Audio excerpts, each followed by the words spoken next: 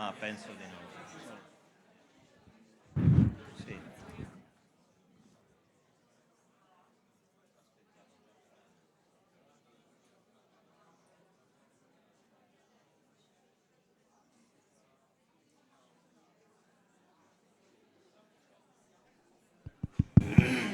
Okay, we are starting.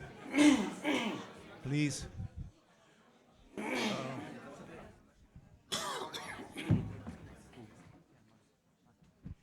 I suggest you all to take the earphone for translation because there are many speakers in Italian.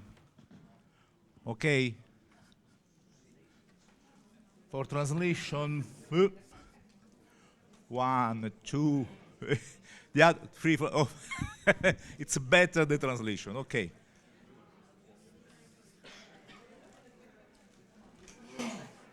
Few minutes for the earphone.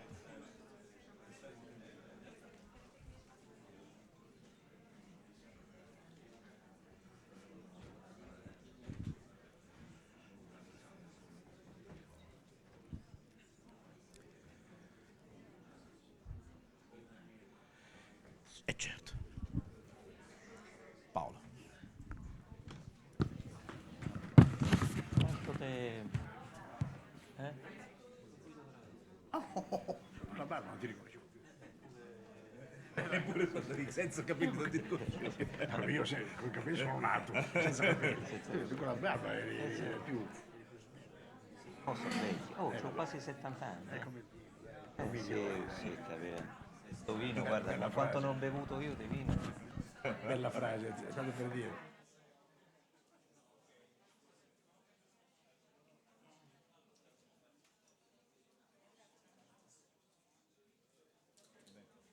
Io parlo in italiano, saluto. Okay, we are starting.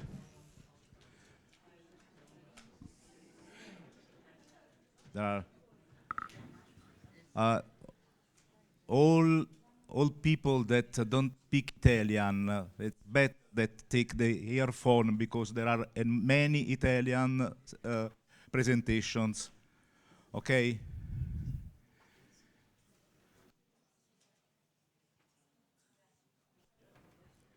Bueno, siamo poliglotti qui, tutti parlano tante lingue. Good morning, everyone.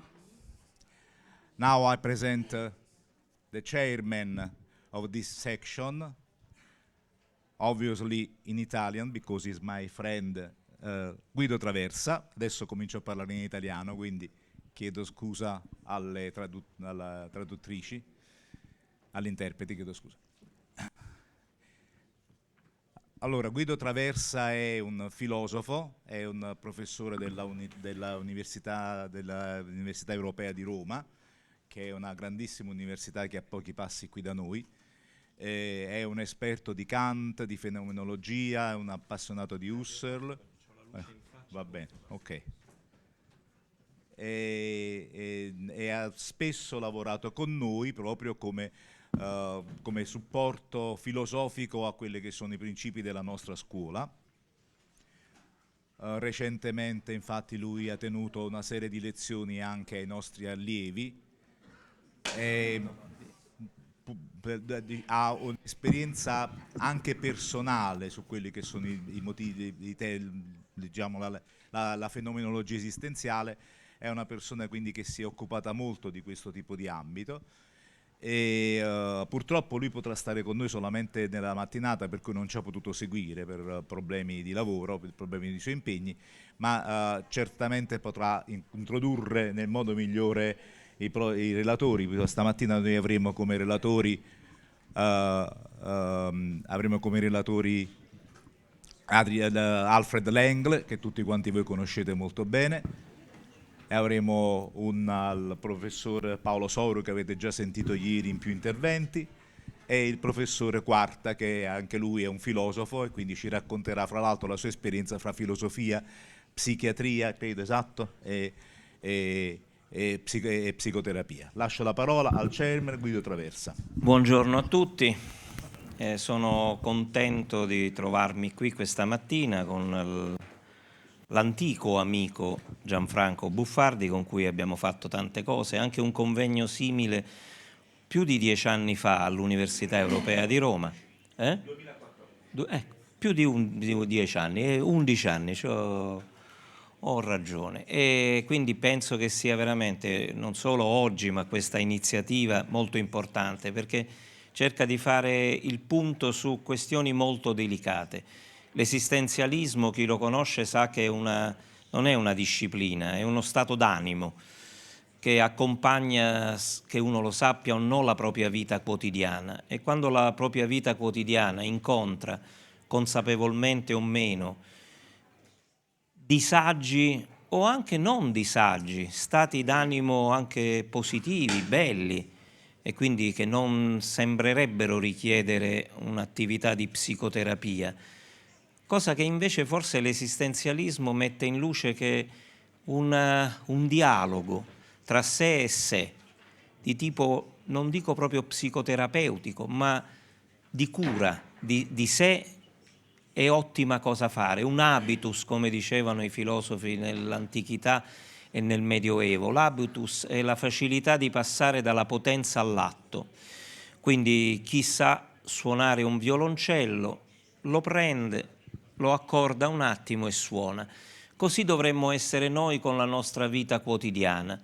Quando invece abbiamo perso questa abilità o non l'abbiamo mai acquisita, quest'habitus di vivere secondo sé e secondo un senso che uno ritiene essere il più simile a sé, allora quella cura diventa cura più sottile, meno sfocata, meno esistenziale, e quindi c'è bisogno proprio di qualcuno che faccia una cura d'aiuto.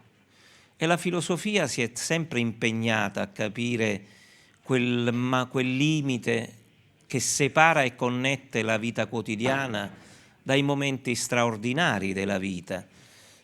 E ricordavo prima con l'antropologo, il professor Quarta, quanto i primi medici, Ippocrate, fossero antropologi, perché accorti all'acqua, all'aria, ai venti dove la gente viveva. Quindi un atteggiamento filosofico e antropologico alberga nella cultura umana da prima della filosofia. Franco Voltaggio, uno storico della filosofia e storico della medicina, riteneva che la filosofia fosse nata dalla medicina e non viceversa. Io sposo questa ipotesi storiografica, e quindi noi qui questa mattina avremo 3 relazioni molto importanti, e così come è importante tutta l'iniziativa di questi giorni, per fare non luce, ma per poterci muovere con qualche criterio di orientamento.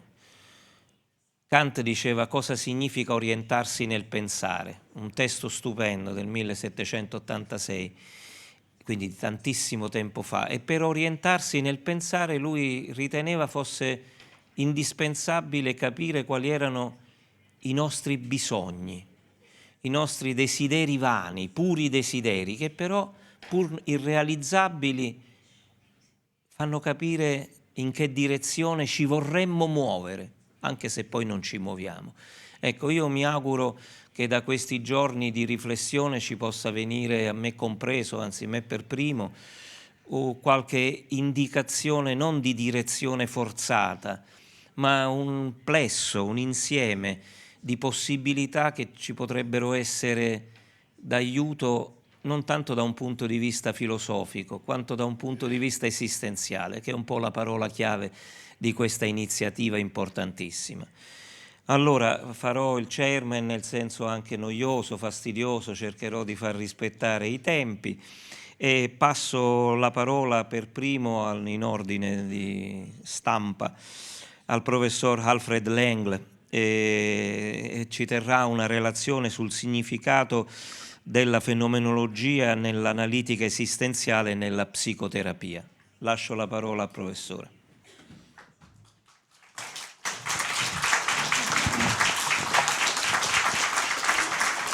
Grazie per l'invitazione, but now I'm speaking in English. Good morning, everybody. I prepared for a keynote, and I see that I have to skip many things. So I brought some flyers which are laying there on the ground. You can get more information there. And I'm very pleased to have our big phenomenologists here, Ernesto Spinelli and Amy van Dersen, who really practice and do so much in phenomenology.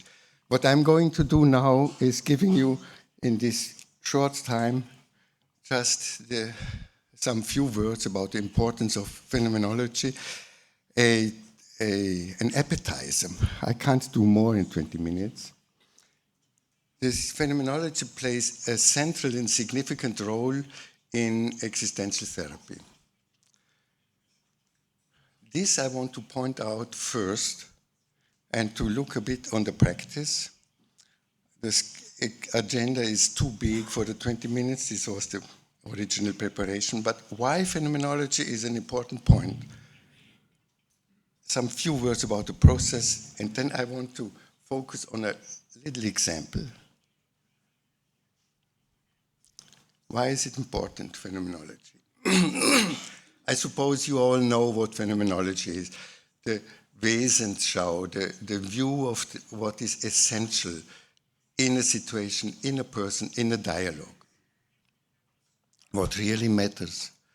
And phenomenology opens the access to the person, to the real human, to the real inner self, to what is moving a person. And this is so important for us. Methods, techniques do not play a big role in existential therapy. We want to have encounter and being with, accompanying the client, the patient, trying to understand. And for this, to be in the maximum close to the client and the patient, we set back all knowledge, all theory, all experience. We just open up and try to understand. In existential analysis, we say the center is to help people to live with an inner approval, an inner consent, an inner yes to what I do. If I do things where I don't feel, don't sense an inner yes to it, forget about it. It's not life, it's not existence. You lose your lifetime. You will become sad. The life will become empty. You will be functioning, maybe earning lots of money, but you did not live your life without this inner yes. This inner yes is like a compass which tells us how we should move forward. And we have this capacity. It is a phenomenon, in principle, it is a phenomenological capacity towards the inside, towards myself, to not dictate myself what I have to do or what my plans are, but to set myself free and to let it speak within me.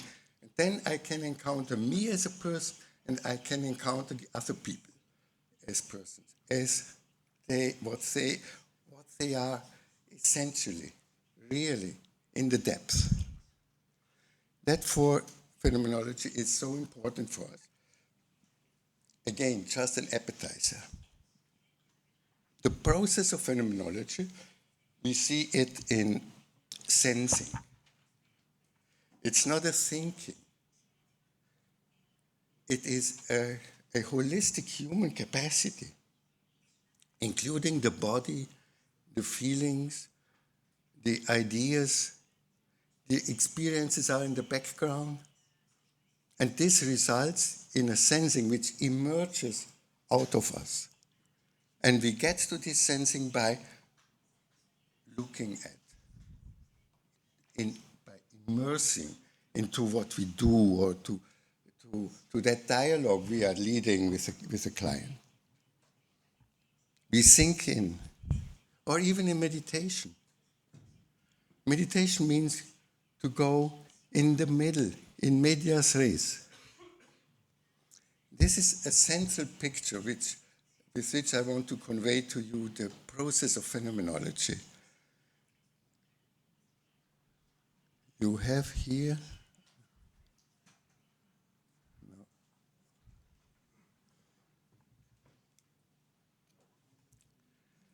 from the outside, this is the ego, this is me.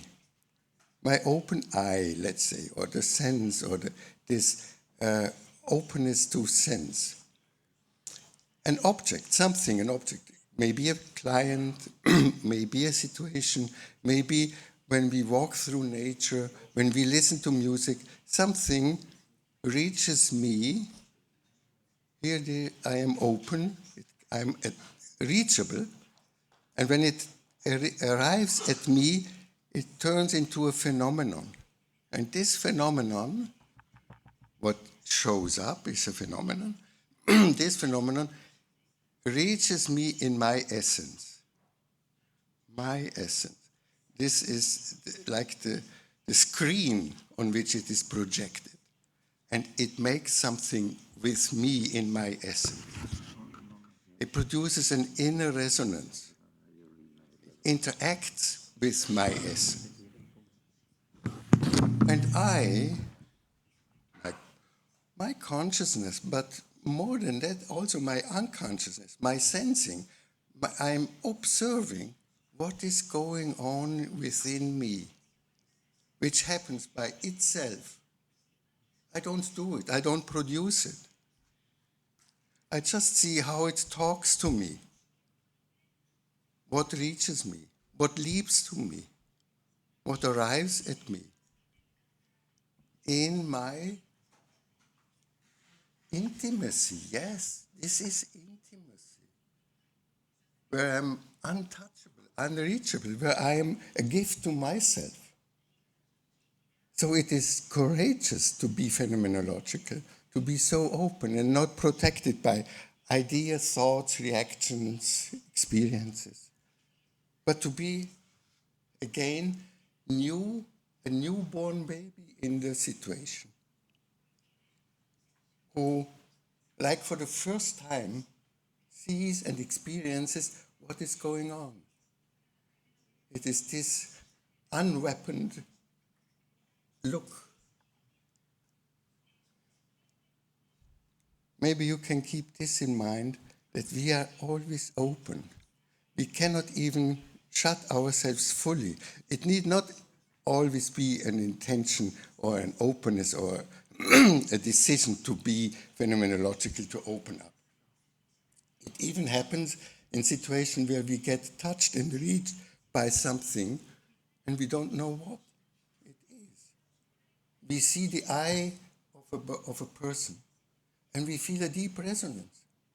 We haven't been prepared. Or we see a flower or a sunset.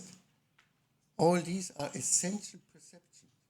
It is so important to be phenomenological, to live a phenomenologically guided or phenomenologically open life. Sensing, just to point out this a bit more, is the object touches my essence. Sorry, this change moved a bit. And we grasp the essential. And the essence of the human being, my essence, we call it being a person. Being a person, we can define it simply in short words.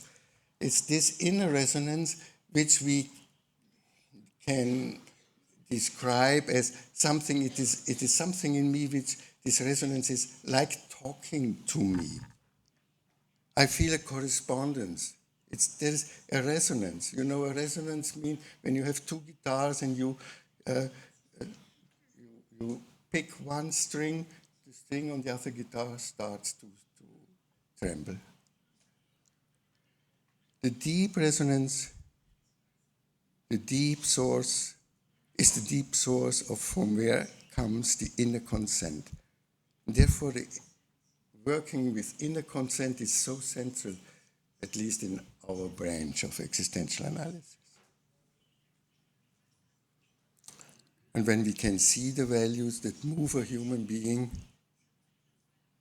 we understand that person. Understanding focuses not the general, not the rule, but the singular, the distinctive. What is important here and now, and tomorrow or with another person it will be different. So we live an individualized life. And we have to have the courage to be really subjective. We can live our life only subjectively, not objectively. Despite all the investigation in psychology or philosophy, we try to be ourselves, which is a great endeavor. And it's not easy to know and who am I, and to find it out in every situation. And for this we need phenomenology. To summarize, let it arrive in yourself. That's what moves the other person. Be open to that. Ask back, look at the person, listen to her voice, his voice, her voice. And do the same to yourself. Be open. Let's speak to you inwardly, what comes up, how it touches you. Instead of comparing and thinking and judging, etc., interpreting. This is also important. I'm not against that, but in the right situation. So this is a constant, needs a constant withholding of myself, the epoche.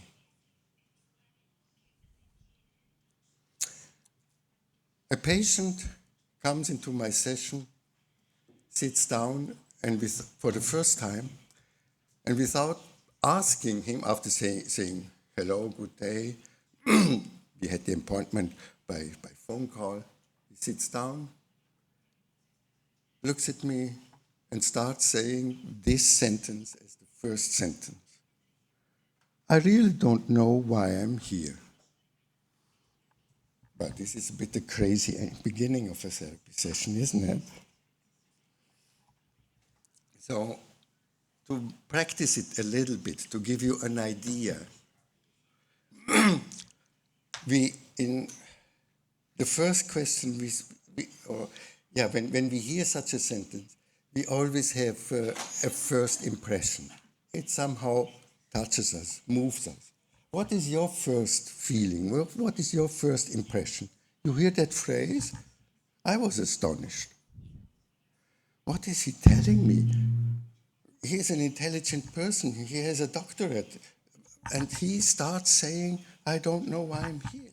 So does he do something what he doesn't know what he does? Let's come to a description. Phenomenology always starts with the reduction, with looking at the facts. What are the facts I can know out of just this phrase? We don't have the time to interact much, but if you want to say something, you're invited. What do we know? We know, of course, simple elements. He is there, and he knows that he is there, so he is not psychotic. He has not been brought here. He came by himself. So there must be a reason why he came. We know that he says it without being asked, which is also already says something about him. He's maybe not depressive. He's more outgoing. He speaks calmly. He takes the conversation right into his hand. He knows that he is with a therapist because he has registered himself. So his speaking has therapeutic relation. And he begins with something that concerns him. with the problem, obviously. And he approaches the problem cognitively. I don't know. Not I don't feel. He thinks about why he is here. He does not evade the problem. Also, this is already there. Isn't it fantastic how much is in such a little phrase? And these themes occupies him. And this theme is the most important thing to him now of what is possible to him. And he wants to say it to me in my presence.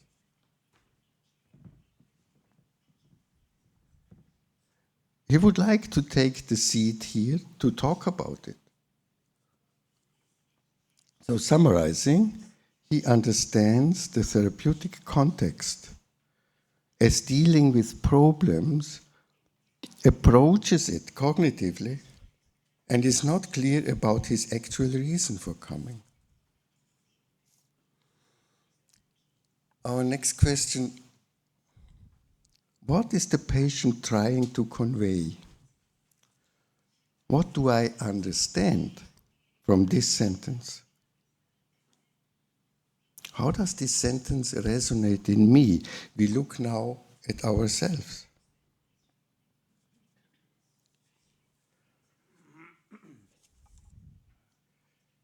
What does the patient say? Something was important enough for him to come, because he is here and talks. The fact that he went to a therapist suggests a problem. We don't know it, of course. But the fact that he doesn't come to a football game or soccer game or tennis game, he comes to a therapist and he knows it.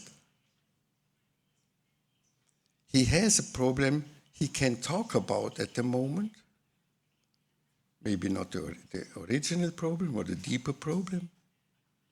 There is a willingness to tell this to the therapist. He takes the initiative. He's occupied with thinking, you had it already. Actually, he says, actually, I don't know, no, I don't actually know why I am here. He knows, he feels himself helpless. He says something about himself, so he is ready to talk about himself.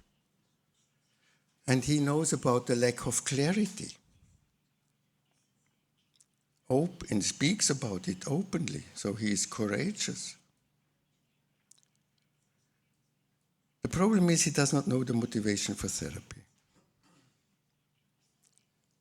He knows there are one or several other motivations, otherwise he wouldn't be here.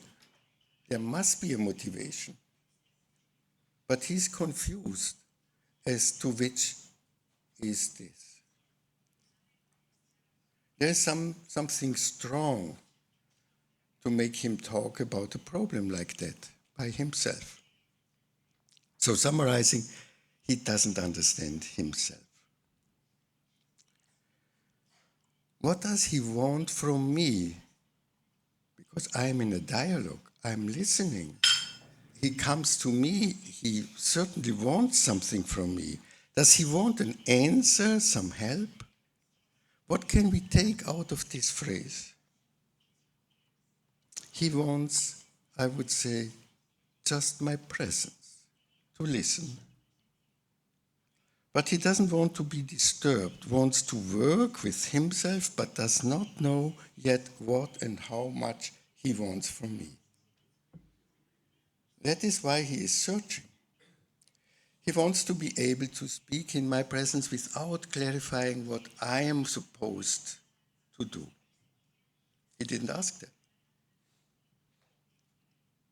How would I deal hearing such a phrase as a therapist in that situation? Okay, we could say, Well, I also don't know myself why you are here. You can tell me, or you should tell me, or let us speak about it. We can take time for it. We may find out more. But what is this answer conveying? What do I communicate to the client by giving such an answer? It may convey, I do not want to be put into a certain role. If it's clear that you truly do not have any expectation in me anymore, I'm ready to work with you.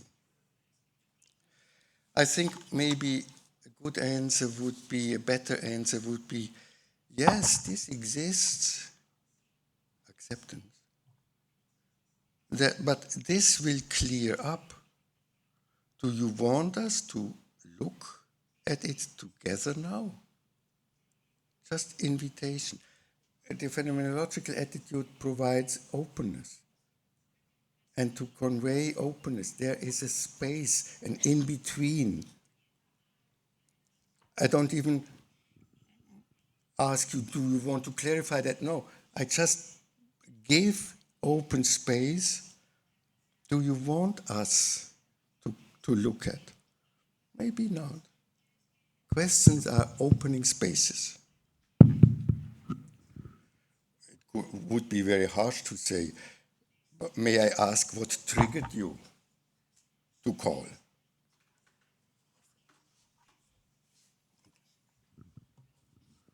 Or, but this can already be a bit aggressive.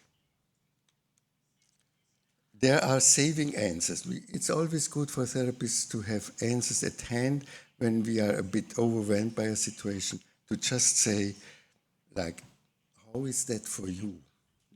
With that question, you do not destroy much.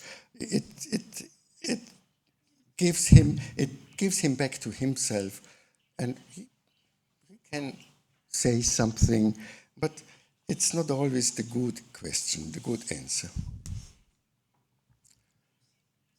What can strengthen the phenomenological attitude? I'm going very quickly through these. I'm referring reduction, limitation to statements, referring to the present.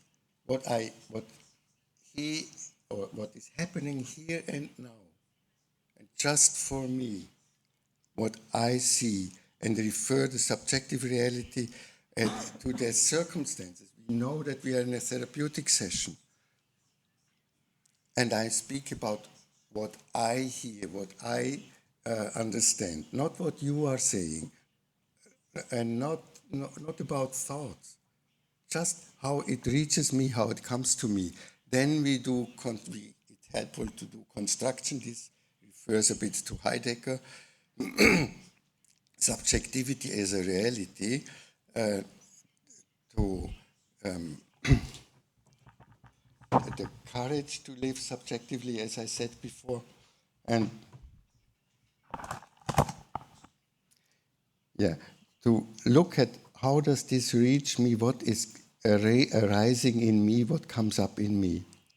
And then destruction, Heidegger suggests to be open again and not to be fixed on an idea, on a perception, on a construction, and to go into supervision, to reflect upon it, and to put it into question my understanding I have right now. Hints for the therapist is this phenomenological openness, how the patient feels. So how did you live it? Strive for openness. What makes you opens to the reality? Whatever a patient says, it must be linked to a concrete situation, a concrete experience. The instruct the patient to work with themselves in an open way. The therapist should be an example how patients can talk with themselves in the inner dialogue in this open, accepting way and with interest. And in phenomenology, there is perhaps no negation. I can only relate to what is there and not to what you did not say. This is not phenomenological. We teach patients to practice, to exercise phenomenology by themselves. So, and here, what phenomenology does is giving space, allows clients to be themselves, to feel understood, to understand themselves, makes them more dialogical, strengthens the ego, heightens the self-value. And the main result is understanding. The result of phenomenology is understanding, self-understanding, and understanding. The therapist understands the patient, the client better. And understanding means to sense what moves the other. And this is the essential in the situation. Thank you for your attention.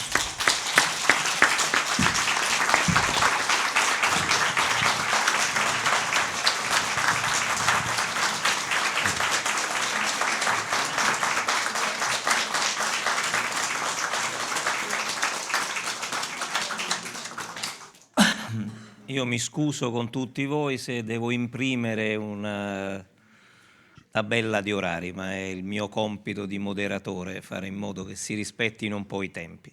Quindi chiedo in anticipo al prossimo relatore, il professor Castellana, il cui titolo è proprio bello, Platone... No, scusate, Luigi Giovanni Quarta, non mi hanno cancellato il secondo relatore che purtroppo non è potuto essere qui, ma il titolo è ugualmente molto bello. Quello di prima però era proprio un bel titolo, e quindi non c'è il relatore ma faccio l'encomio al titolo del... Navigating Today with Karl Jaspers. C'è la terza navigazione di Platone, quella per cui poi si arriva veramente da qualche parte e speriamo che con Jasper ci si arrivi. Invece il professor Luigi Giovanni Quarta, il titolo è bellissimo, l'esistenzialismo storicista, è quella scuola di cui si parla per fortuna ancora, la Daseinanalyse di Binswanger.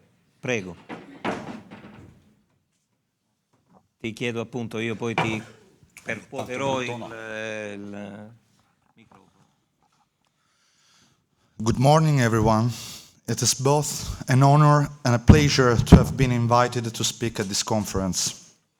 Before beginning, I would like to clarify a few aspects of my professional background that are, I believe, essential for understanding the perspective from which I speak today. I am not a psychologist, psychotherapist, or psychiatrist. Strictly speaking, I am an anthropologist, a cultural anthropologist with a background in philosophy. More specifically, I am a medical anthropologist who, since 2014, has been working in the field of the anthropology of psychiatry with a particular focus on forensic psychiatry. My research centers on mentally ill offenders held in condition of deprivation of liberty within Italian institutions developed at the intersection of care and discipline, treatment and detention. At this point, you might understandably ask, what am I doing here? Honestly, that is the same question I ask myself, yet I hope to contribute meaningfully by shed light from an anthropological standpoint on certain aspects of mental suffering in contemporary societies, examined both synchronically and spatially. The reflections I will share today emerge from long-term fieldwork and from empirical data collected over many years, or to put it in less anthropological terms, from specific clinical cases that are themselves embedded in complex networks of institutional relationships. For more than a decade, I have worked primarily with patients who share the same diagnostic spectrum, almost all having been diagnosed with paranoid schizophrenia or schizoaffective disorder. Yet such diagnostic reduction tells us a little about the individual. who is the person behind the diagnosis, and how does the diagnosis frame the differential space between us. Allow me to share a couple of cases. I had initially intended to give a purely theoretical presentation, but in preparing it, I realized that any attempt at generalization must be grounded in the concrete data that continually drove me back to theoretical reflection. Edgar was diagnosed with schizophrenia. In 1999, he murdered his mother. He struck her in the head with a pickaxe, laid her body on the kitchen table, opened her abdomen from chest to pubis, removed and examined her organs, then carefully placed them in plastic bags and disposed of them in the rubbish. After abandoning her mutilated body, he took a shower and got back to work. He was a geologist and researcher at a prominent Italian university. When the police found him, he was in his office, unable to recall any of his actions. His mental health issues, however, had begun long before the crime. For years, he had withdrawn socially, isolating himself more and more. He had written a kind of memoir entitled Diario del Perfetto Clochard, Diary of the Perfect Homeless Man. A few months before the murder, he had been sent to Guatemala to conduct research on volcanoes, during which time he lived among several Mayan communities and came into close contact with Mayan and Aztec culture. When I met Edgar, 70 years had passed since the crime. During the time, he had lived continuously in a high-security psychiatric hospital. His discourse revolved obsessively around the sexualization of relationships. Though now an elderly man, he remained deeply preoccupied.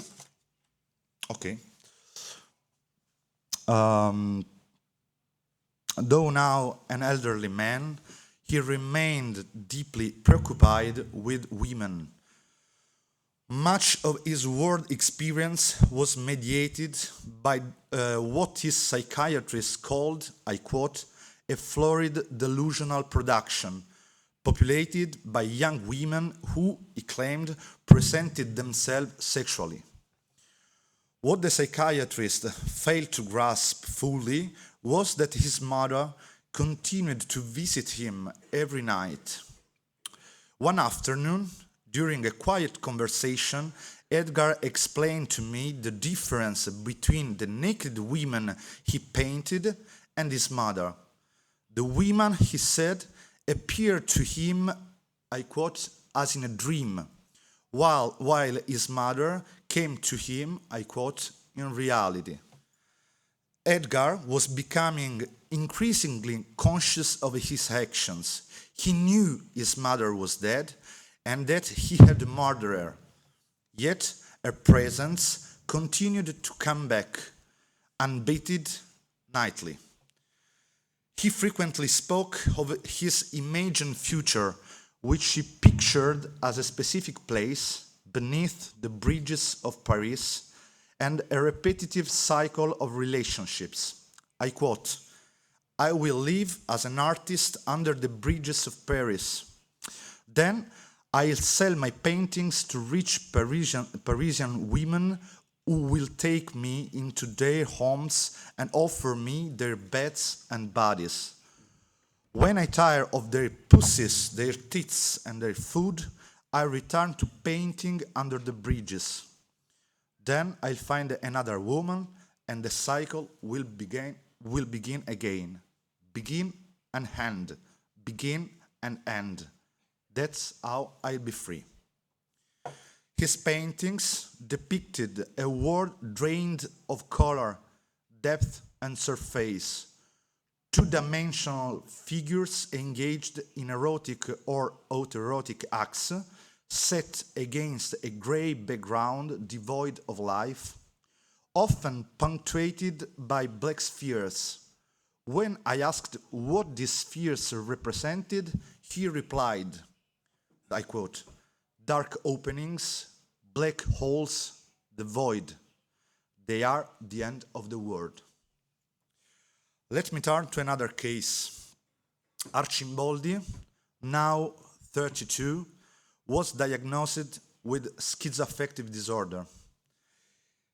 In 21, while working on his PhD in neurochemistry, he killed his father with a single precise stab to the chest because his father had disposed of a frozen item in the wrong waste bin. When emergency services arrived, Arcimboldi was calmly eating breakfast at the kitchen table next to his dying father. Annoyed, he told the paramedics, I quote, "It's about time. What took you so long?" As the police led him away, he looked at his mother, smiled, and said, "The next stab is for you." Recently, after 3 years of sustained interaction, I suggested to Arcimboldi that we conduct an interview. I rarely record conversation, but on occasion it can be valuable. I asked him to recount his life story. His response was revealing. He began with the onset of his symptoms, describing them in meticulous technical detail, linked to psychiatric discourse, clearly distinguishing between psychic and psychological suffering, the former referring to core symptoms like delusions, the latter to the phenomenology of distress. He traced his pharmacological trajectory in full, arriving at the present, a prolonged moment of suspended time during which, in his words, he is undergoing, I quote, a social refunctionalization. After listening closely, I asked him to recount his life not as a patient, but as a person. He was unable to do so. Or rather, he offered only sparse, functionalized recollections, all anchored to the period he identified as the origin of his illness, university. He described a good relationship with his parents and sister. I quote, "Everyone did what they had to do, so everything was fine." His relational landscape does not seem enriched by friendships which were also experienced in terms of functionality. I quote again, "I had friends, we studied together." His childhood and adolescence are reported as a series of achievements in study and sport, considering that, as a former obese child, at the age of 15, Arcimboldi had decided to focus all his energy and time on sculpting his body. Excelling in sport and study never seemed to have been aimed at anything other than confirming his performance. These activities were unrelated to any secondary goal, such as gaining a deeper understanding of a problematic issue or feeling comfortable with his body in order to have easier access to relationships with others. It is within this desocialized world that the transformation begins. Trees start to speak to him. Furniture whispers. Objects spy. Sounds penetrate his head, disrupting sleep, thought, concentration. Others become uncanny strangers, others with capital O. Everything is in the unfelt takes on a hostile, alien quality. What is unseen lies behind what is seen. Everything seeks his soul. No place is safe. No person can be trusted. The world has ceased to be a home and has revealed its true essence, a trap devoid of human meaning. When I asked how he felt, he replied, I quote, "like a good psychopath learning to manage the end of the world." The life trajectories of Edgar and Arcimboldi ultimately converge in a Feltuntergangserlebnis, an experience of the collapse of the world. The same could be said of Omar, Alessandro, Danny, Nancy, Isabel, Tancredi, and others with whom I have spent many years. But what exactly does this Erlebnis tell us? Let us now transition to a more theoretical register invoking Binswanger's Daseinanalyse and its critical reception by one of Italy's prominent anthropologists, Ernesto De Martino.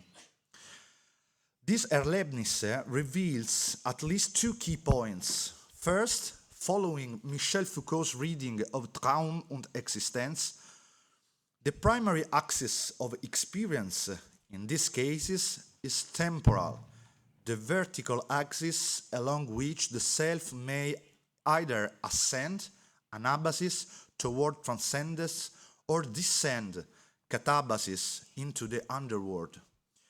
This is the axis of the tragic. Life becomes tragic when descent precludes the possibility of transcendence, of being in the world, of being towards the others. The self remains closed, retreats from the Mitwelt, and is settled in a horizon where all it can experience is the unrelated restlessness of the negative. Yet, a second point arises. While one might argue that this kind of Erlebnis points to a breakdown in Verweltlichung, the process of modification, I propose that within the seemingly disorganized fragments of the self, the other, and the patient's world, a meaningful structure still emerges. It is precisely here that I wish to offer an heterodox reading of Binswanger's thought in opposition to Ernesto De Martino's critique in his unfinished classic, The End of the World. De Martino writes, I quote, Daseinsanalyse aims to be an analysis of the modes of Dasein, regardless of whether it concerns the presence of the healthy or the sick.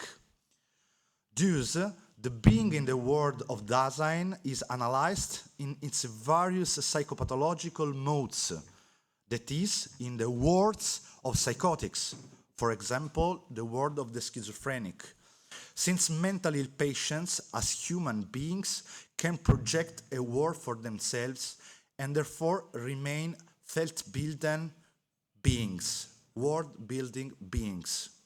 However, it must be noted that in this way, the structure that results also conflates within itself the worlds of the primitive, the mystic, the religious, the magician, and the poet, or perhaps the child. The usefulness of this picture then becomes unclear. The human possibility that emerges is entirely indeterminate if it lumps together the healthy and the sick, religious men and children, shamans and poets. Alternatively, if the analysis emphasizes the differences between the world of the healthy and that of the sick, the mystic and the child, it then lacks a criterion of distinction. End of quotation. De Martino thus proposes precisely such a criterion. In truth, being in the world is identical with the life of culture, and the words of psychotics become relatively intelligible only as the lived risk of not being able to exist within any possible human culture world. In this, De Martino identifies a core insight of the existential or Dasein analytic approach, the possibility of a psychotic world. Indeed, the words of Lola Voss and Ellen West, as reinterpreted by Binswanger, are words marked by existential collapse, but they are still words. This notion is inadmissible within De Martino's historicist framework, because his historicism implies a specific conception of the world. The world is the public realm of intersubjectivity. It is a shared world, both the product and producer of culture, anchored in the relational structure of the I-thou. On the basis of this assumption, the existence of a world of the sick must be rejected. As such, a world offers only a prolongation of the negative, without transcendence, without anabasis, without any reintegration of suffering into a collective framework of overcoming it, made possible by the cultural resources available to the subject. Thus, the world of the mentally ill is, for De Martino, a non-word, a negative image of the very concept of word, a concrete manifestation of history's immanent failure of the possibility of not being able to exist in any possible world. That is the loss of the capacity defined by Heidegger to become aware of the existential condition of Geworfenheit and of being toward death. My impression is that both Binswanger and De Martino, linked intellectually through their roots in Husserl and Heidegger, are engaged in an ontological project that underlines any anthropology. Both attempt to define the transcendental conditions of possibility for human existence as self. They offer a foundation for the human, but from radically different angles. For Binswanger, the relationship between authenticity and inauthenticity, following Heidegger, leads to a celebration of the free self, which manifests in its fullness through a phenomenological reduction that liberates it from the yoke of the objecting thing, of social structure, and of the cultural frameworks that feed the horizon of downfall. In De Martino, by contrast, inauthenticity becomes authenticity. The Dasein of the self, the being in the world, is nothing but the full realization of a shared cultural project. Here, we hear the echo of Hegelian historicism, of reasons fulfilled in a history, a legacy that resonates deeply within De Martino's anthropology. Yet, in their theoretical radicalism, both have something to tell us about Edgar and Arcimboldi, and both prevent us from fully understanding what we are faced with. Nevertheless, both tell us much more than simple nosography can tell us. Furthermore, Edgar and Arcimboldi, together with the experiences of all the other patients I mentioned earlier, tell us a great deal about ourselves, perhaps more than we are able to say about them. Let us proceed in an orderly fashion and turn now to the conclusions. Returning to Traum und Existenz, we see that Binswanger's interpretation of dreams departs radically from Freudianism. Dreams become a whole and expressive form of the self, an organic manifestation of the imagination of the self where the ego is omnipresent. In this sense, dreams are a total expression of the world. Is this not also true of the lives of Edgar and Arcimboldi? Even though their experience is persistently marked by the dominance of negativity, by a withdrawal from the intersubjective world of the healthy subject, each element of their self is interconnected and contributes meaning to their lived experience. Not in the form of a causal chain. One cannot say, for example, that Edgar's immersion in Mayan and Aztec rituals caused him to interpret the murder of his mother as a human sacrifice. Rather, we are faced with a network of interconnected traits that, taken in isolation, signify nothing, but when viewed together, lead us toward a horizon of possible meaning, even if the horizon remains inaccessible.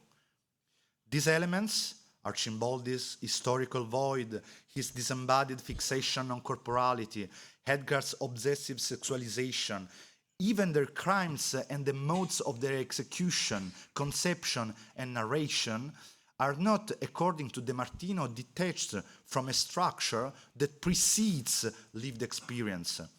There exists a matrix, a background, from which these elements derive their ultimate significance in relation to one another, as is true for all of us. Following Jenkins, we might say that we are confronted with shared intentional mechanisms that acquire forms of meaning opaque to us. This is why we cannot accept De Martino's thesis that the schizophrenic inhabits a non-word.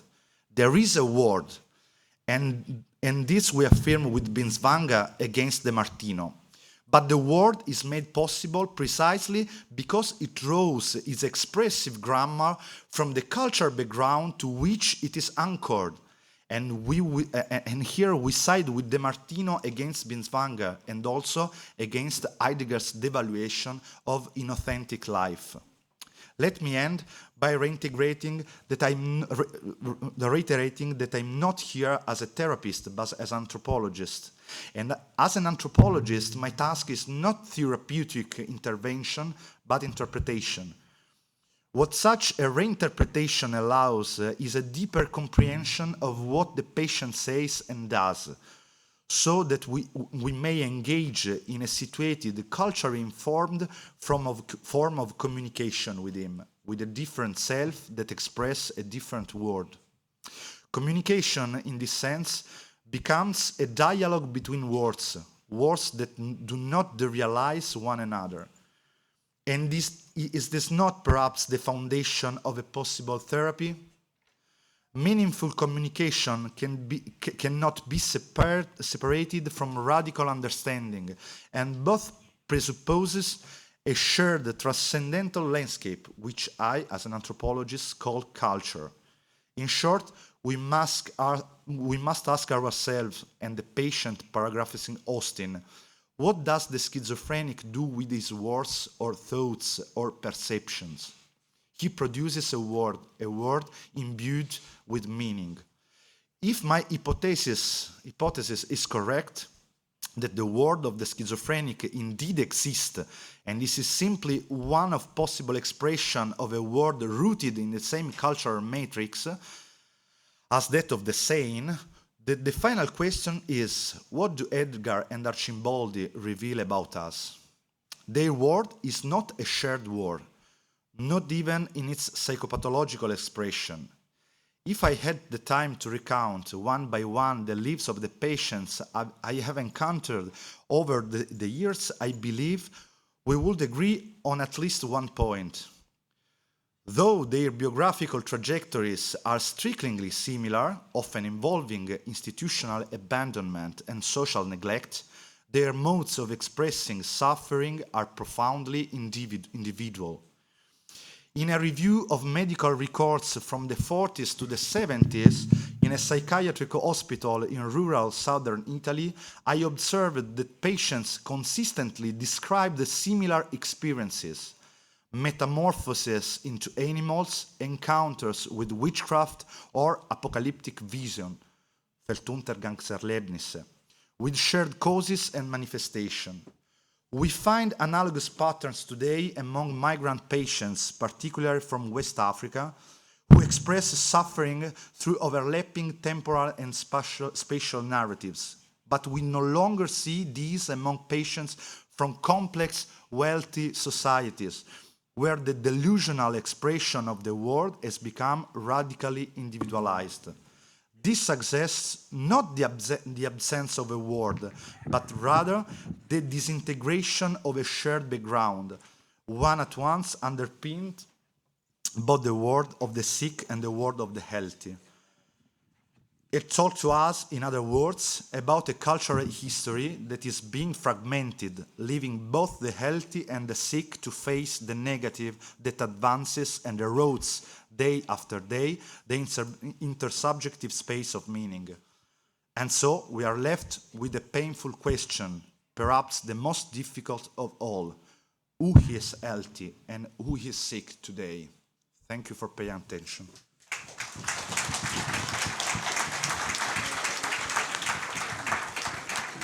Well, only for this, for all. Now we have also Spanish translation. Okay, if you want Spanish people, take the earphone. Thanks.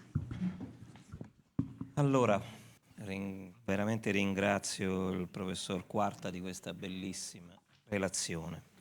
che tocca un autore importantissimo che vale la pena di scoprire ogni giorno, Ernesto De Martino. Il suo rapporto così intimo ed esterno all'Aldasain Analisi, veramente. Ce n'è bisogno oggi di quel paese che descriveva De Martino. Quindi ti ringrazio personalmente proprio. Allora, ora passo la parola all'ultimo relatore di questa mattina, il professor Paolo Soru, il cui titolo è in italiano, quindi non va tradotto se non nelle altre lingue, l'importanza dell'umorismo in psicoterapia. Ti chiedo, Paolo, di ascoltare le mie percussioni quando sfori 20 minuti. La musica fa parte della mia vita.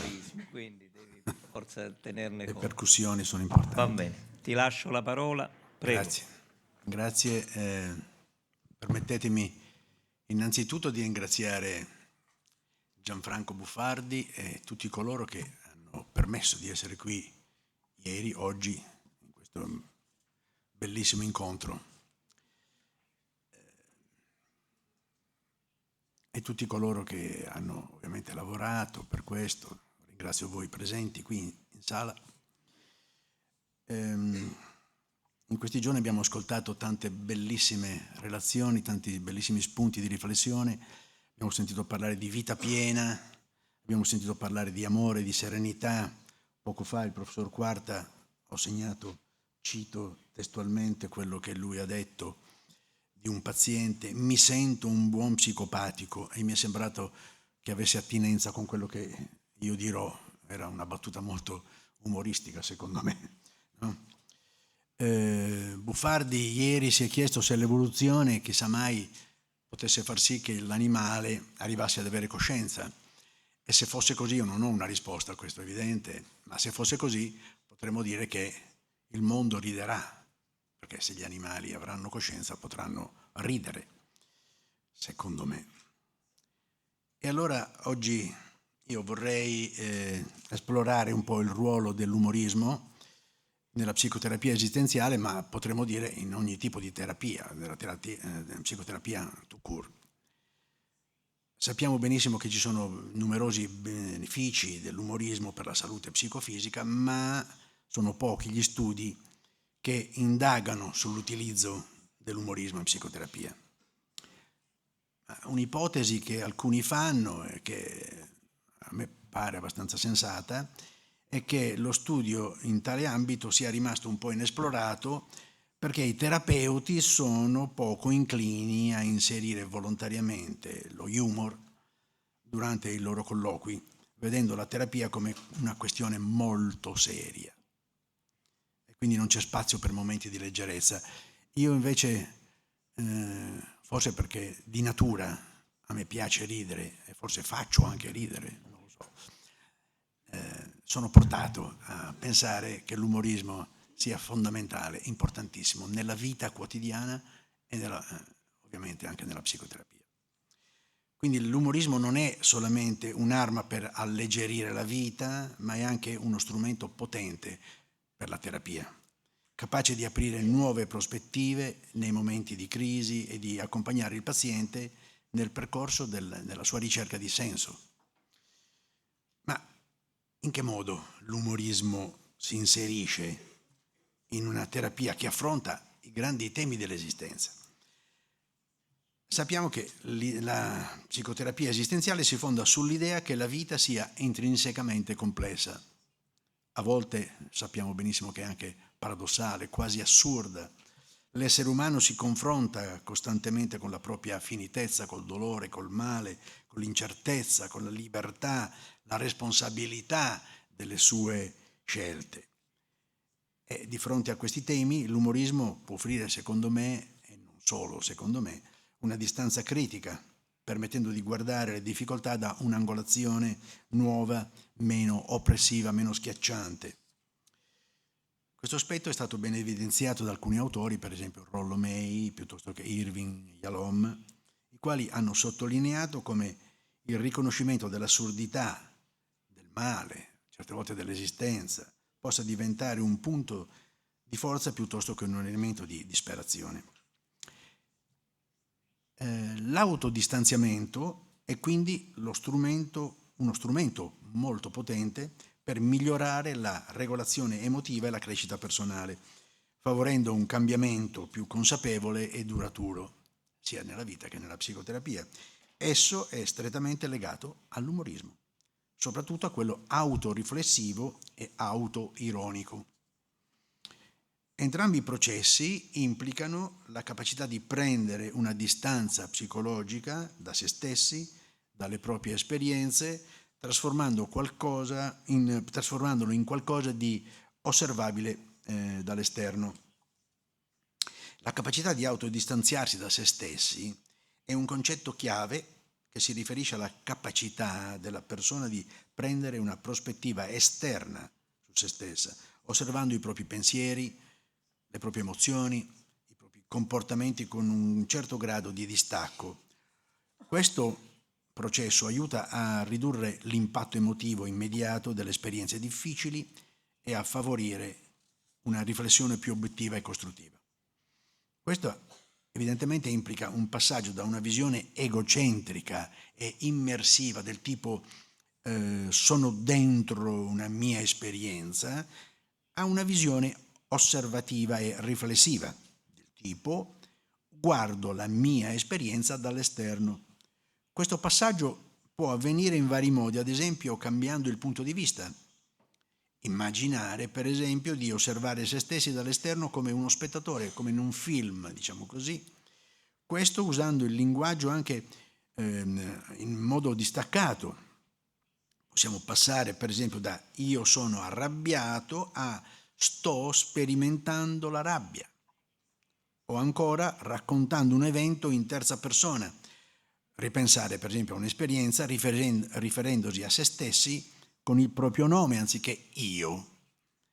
Tutto questo ha dimostrato di essere utile in vari contesti terapeutici perché riducendo l'intensità emotiva aiuta a gestire emozioni come la rabbia, l'ansia, la tristezza, diminuendo la reattività immediata. Inoltre, un altro punto importante è che favorisce la rielaborazione cognitiva e permette quindi di vedere le situazioni in modo più oggettivo, meno catastrofico, meno drammatico. Aumentando la flessibilità psicologica, l'umorismo incoraggia una maggiore consapevolezza di se stessi e la possibilità di scegliere risposte più funzionali. Inoltre riduce il rooming, la ruminazione, riducendo il rimuginio su eventi negativi, promuovendo una più sana elaborazione dei problemi. Una modalità per consentire questa possibilità è proprio, appunto, ripetiamolo una volta ancora, l'umorismo che consente di ridurre l'impatto emotivo di eventi stressanti e dolorosi, creando una sorta di, come dire, di barriera tra le persone e l'evento stesso che è successo. In particolare possiamo dire che l'autoironia, il ridere di se stessi, è un chiaro esempio di autodistanziamento positivo, in cui l'individuo non si identifica rigidamente con le proprie imperfezioni o le proprie difficoltà, mentre invece il sarcasmo e il cinismo possono anch'essi implicare un certo distanziamento, ma evidentemente tendono ad essere più difensivi, a volte anche più aggressivi e meno adattivi. L'umorismo basato sull'autodistanziamento quindi aiuta a ridimensionare i propri problemi, i propri fallimenti e permette di rielaborare le esperienze negative senza lasciarsi sopraffare da queste. Permette ovviamente di aumentare la resilienza. Chi è capace infatti di ridere delle proprie difficoltà tende a gestire meglio lo stress. E ancora riesce a migliorare le relazioni interpersonali perché l'autoironia genera empatia e facilita quindi la comunicazione. E infine può stimolare un pensiero più flessibile, cioè aiuta a vedere più prospettive su una situazione evitando quella che è la rigidità appunto cognitiva. Lo potremmo chiamare, come direbbe Buffardi, un fattore aspecifico. È possibile quindi pensare l'umorismo come un autentico strumento terapeutico e più precisamente direi che ci sono nella relazione terapeutica 4 punti importanti che svolgono diverse funzioni. Primo, creano, abbiamo detto, un'alleanza, perché un sorriso condiviso può rafforzare il legame tra il paziente e il terapeuta, favorendo un clima di fiducia e accoglienza. Il secondo punto può svelare dei paradossi esistenziali.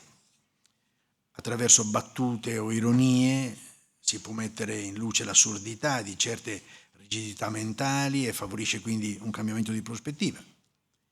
Il terzo punto, la terza funzione, può ridurre l'angoscia, perché l'ironia o l'autoironia aiutano a ridimensionare le paure rendendole più gestibili. Quarto punto, promuove, abbiamo detto, la resilienza, cioè ridere delle proprie fragilità non significa negare un problema o una fragilità, ma integrarle in una visione un pochino più ampia di se stessi e del proprio percorso alla ricerca di un senso e un significato più profondo. Sono molti i pensatori che hanno sottolineato il valore dell'umorismo, primo fra tutti, evidentemente citiamo Frankl, l'umorismo come atto di libertà. Frankl, che sappiamo tutti che è sopravvissuto al campo di concentramento, raccontava che persino in quelle condizioni disumane trovare motivi per ridere, addirittura per ridere, fosse una forma di resistenza interiore. La sua logoterapia sottolinea quindi l'importanza del significato e della trascendenza, e l'umorismo è una delle strategie per aiutare i pazienti a distanziarsi appunto dai loro problemi e ritrovare un senso nella difficoltà, anche tragica, quella che lui ha vissuto appunto.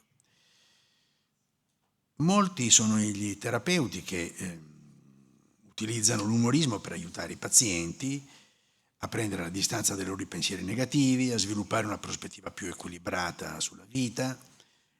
Per esempio nel suo libro Uno psicologo nei lager, Frankl considera l'umorismo un importante meccanismo di sopravvivenza psicologica capace di creare un distacco dalla sofferenza e mantenere una prospettiva più ampia. Ma ovviamente non è solo Frankl che si è occupato di questo. Per Freud l'umorismo è un meccanismo di difesa che consente all'io di sottrarsi alla sofferenza psichica, trasformando una situazione dolorosa o minacciosa in qualcosa di accettabile, addirittura anche piacevole. Nel suo lavoro del 1905, Il motto di spirito e la sua relazione con l'inconscio, Freud ha esplorato appunto il funzionamento dell'umorismo e lo distingue dal motto di spirito che, come potremmo definire il motto di spirito, è una sorta di barzelletta, ecco, e dalla comicità. Mentre il motto di spirito ha una funzione spesso aggressiva o sessuale, l'umorismo invece ha una qualità più nobile, più protettiva, consente di risparmiare energia psichica, ovviamente, e quindi di affrontare il dolore con distacco. Freud sostiene che l'umorismo permette di superare tutte le censure imposte dalla società e dall'io, consentendo l'espressione di desideri inconsci in modo, come dire, socialmente accettabile. Freud collega il moto di spirito al meccanismo del piacere derivante dal risparmio della energia psichica, perché il riso permette di scaricare la tensione accumulata senza un diretto conflitto, rendendo l'aggressività più tollerabile. In un altro saggio, nel 1927 di Humor, Freud descrive come l'umorismo permette di ribaltare una situazione e cita una battuta di un condannato, un esempio classico, che nella tragicità è simpaticissimo. Un condannato che sta per essere condotto alla morte al patibolo, era lunedì mattina, il condannato dice: bah, bella maniera di cominciare la settimana. Evidentemente ha trasformato questa angoscia infinita che aveva per l'evento che lo aspettava in una battuta simpaticissima. Quindi questa battuta mostra come l'umorismo possa fungere proprio da protezione contro l'angoscia. Ci sono dei punti in comune tra la visione freudiana e quella di Frankl, entrambi hanno dei punti in comune, ma hanno anche delle significative divergenze. Sia Freud che Frankl vedono l'umorismo come un mezzo per affrontare la sofferenza. Per Freud è un meccanismo di difesa dell'io, per Frankl un'arma dell'anima che aiuta a mantenere un senso di distacco, no? Dalla sofferenza. Quindi per entrambi gli autori l'umorismo è un meccanismo appunto di difesa. Quindi con questo ci si consente di prendere una distanza dalle emozioni negative, però in effetti ci sono anche delle differenze tra i due che dividono le loro interpretazioni. Per quanto per esempio riguarda l'umorismo, Freud lo considera una strategia inconscia dell'io per proteggersi dall'angoscia, quindi è legato a dei processi inconsci. Invece Frankl lo vede come un auto consapevole di autodeterminazione, una scelta più attiva che permette di mantenere la dignità anche nelle condizioni più estreme, l'abbiamo detto prima, in campo di concentramento. La sua funzione esistenziale quindi aiuta l'individuo a trovare un senso anche proprio nella sofferenza. Ci sono poi altri autori che hanno affrontato il tema dell'umorismo, ne hanno parlato, anche se con accenni e con accenti diversi. Brevemente cito Rollo May, che non tratta in modo esteso dell'umorismo, ma lo riconosce come una forma di consapevolezza della condizione umana, capace di rivelare anche dei paradossi esistenziali, di offrire una distanza critica rispetto all'angoscia. L'umorismo può essere anche visto come mezzo per quindi affrontare l'ansia, l'incertezza, senza cadere nella disperazione. Eugenio Borgna, anche lui concentrandosi più sulla introspezione, sulla fenomenologia della sofferenza, però riconosce l'importanza dell'umorismo nel suo lavoro. L'umorismo emerge come una forma di empatia, di leggerezza, che può creare un ponte tra il terapeuta e il paziente, soprattutto nei momenti di forte angoscia. Irving Yalom, fra tutti, forse il più esplicito sull'uso dell'umorismo, nei suoi libri, soprattutto Il dono della terapia e Le lacrime di Nietzsche, descrive l'umorismo come l'umorismo possa ridurre la tensione, facilitare l'alleanza terapeutica, permettere ai pazienti di prendere una distanza significativa dai loro problemi. Per Yalom, dunque, l'umorismo è un antidoto alla rigidità e può aiutare a svelare delle verità esistenziali senza doverle schiacciare, ecco, sotto il peso della tragicità dell'esistenza. Cito anche Gordon Allport, lo studioso della personalità, che ha trattato l'umorismo in alcuni suoi lavori e sottolinea che una personalità matura possiede una capacità di autoironia, cioè la capacità di ridere di se stessi senza svalutarsi. Questo tipo di umorismo è segno di sicurezza interiore e di un forte senso di identità, quindi l'umorismo come espressione di una maturità della persona. Anche Lacan ha parlato di umorismo non solo come fenomeno linguistico, ma anche come modalità di accesso al desiderio e al reale. Mi avvio alla conclusione. Ogni tanto mi trovo a pensare come siamo fatti, di che cosa siamo fatti. E io penso che siamo fatti, fra tante cose, siamo fatti di parole. Queste parole che sono carne, una carne che vibra, che sogna, che piange, che si dispera. E le parole diventano cura, le parole sono forse più del farmaco, qualcosa che ha effetti, un effetto che può ammalare o può guarire. Quindi l'uomo è un nulla, ma è un nulla, come diceva Pascal, che ha consapevolezza e coscienza, un nulla che parla, quindi, che pensa, che prega, che ride, è capace di ridere. Perché come qualcuno ha detto, chi non ride non è una persona seria. Allora dunque, e davvero concludo, l'umorismo ci insegna a prendere la vita con maggiore leggerezza, non nel senso di superficialità, ma di capacità di accettare le sue contraddizioni. Un atteggiamento ironico nei confronti dell'esistenza permette di sviluppare una consapevolezza profonda della propria vulnerabilità, della propria limitatezza, senza essere sopraffatti dall'angoscia, dalla disperazione. L'umorismo, quando è usato con saggezza, evidentemente, è una preziosa risorsa nella psicoterapia. Anche nei momenti più difficili può offrire un piccolo spiraglio, una piccola luce, una leggerezza, non per sfuggire dalla realtà, ma per affrontarla con più forza, con più coraggio, con più consapevolezza. Come dice Nietzsche, e concludo con una sua frase, non possiamo prendere la vita troppo sul serio perché alla fine nessuno ne esce vivo. Grazie.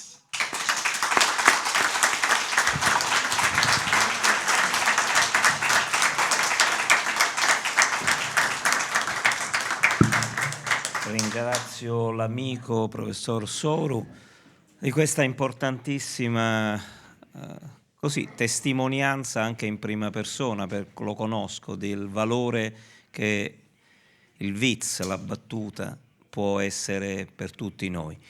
E quindi dopo questa relazione c'è un quarto d'ora di break e ci vediamo tra un quarto d'ora. Io purtroppo mi dovrò allontanare, però insomma voi vi rivedrete tutti tra un quarto d'ora.